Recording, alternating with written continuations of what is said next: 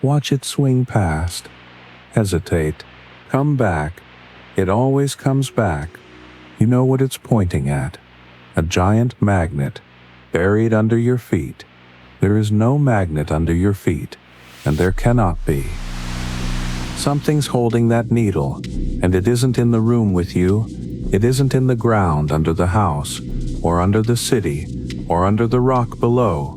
If you want to know what your compass is talking to, you have to go there. The rock doesn't stop for almost 2,900 kilometers. Everything under it is iron. At the center of that iron sits a solid ball, 1,220 kilometers in radius, about 2/3 the width of the moon. Iron stops being magnetic above about 770 degrees Celsius. Down there, it's thousands of degrees, hot enough that iron melts at roughly 6,000 Kelvin. So the magnetism isn't stored down there, it's being made right now, or it wouldn't be here.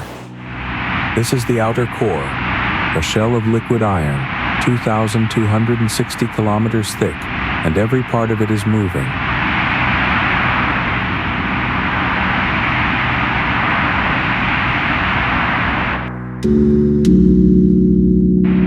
The only still thing here is what drives all the rest.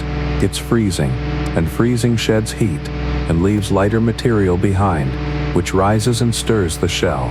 The spin of the planet combs that stirring into columns. Move iron across a magnetic field, and you get a current. That current makes more field, and the loop feeds itself, outrunning the resistance that should kill it. Satellites have clocked a jet in there, running at more than 40 kilometers a year, and it doesn't stay down here. It climbs out through the rock, out of the ground, and closes over the poles. That's the shape from your school book, seen from the inside. At the surface, it's about 1,000 times weaker than a fridge magnet, and it's holding off a star. Magnetic north wanders about 36 kilometers last year, and the rate itself keeps changing. The field has faded about 10% since the 1830s, and a soft patch over the South Atlantic is growing, and the whole thing has turned itself over hundreds of times. A magnet cannot wander, it cannot fade, it cannot turn itself over.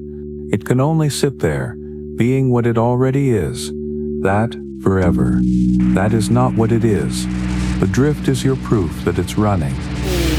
That's the field deflecting the solar wind, and the solar wind pushing back.